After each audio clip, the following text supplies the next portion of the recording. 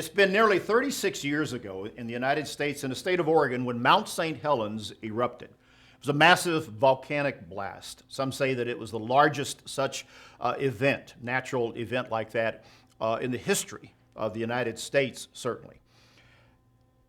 Devastation took place miles and miles around the location of Mount St. Helens. Fortunately, for the size of the disaster and the event, only about 100 people were killed because there was a lot of warning in advance that that was going to happen.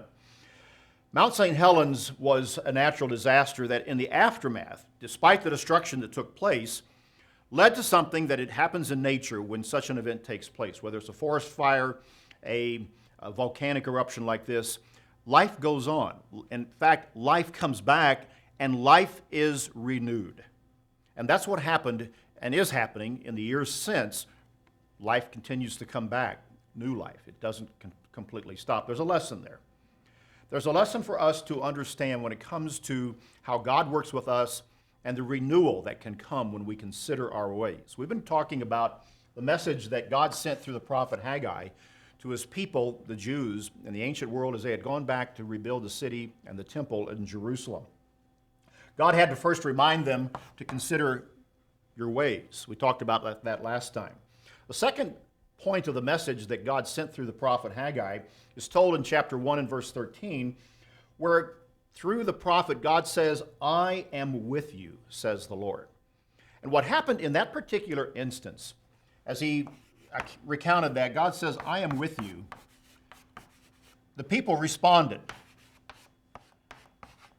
What's an interesting side note to the story is that from the time that God sent Haggai to first say, "Consider your ways," and then to encourage them that I am with you, there's a period of about 3 weeks as Haggai gives this message in the streets and in the yards and homes and places of Jerusalem at that time. In 3 weeks' time, the people experienced a renewal, a revival, where they had been sort of discouraged and depressed. They now were revived and they finished the work of rebuilding the temple.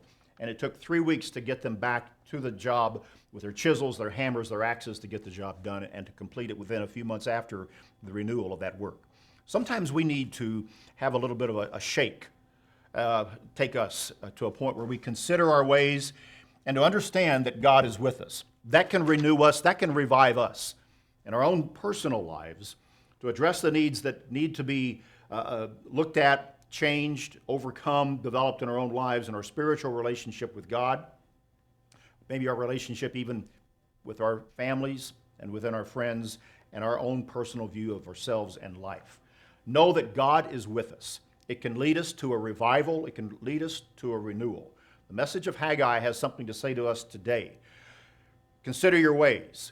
God says, "I am with you."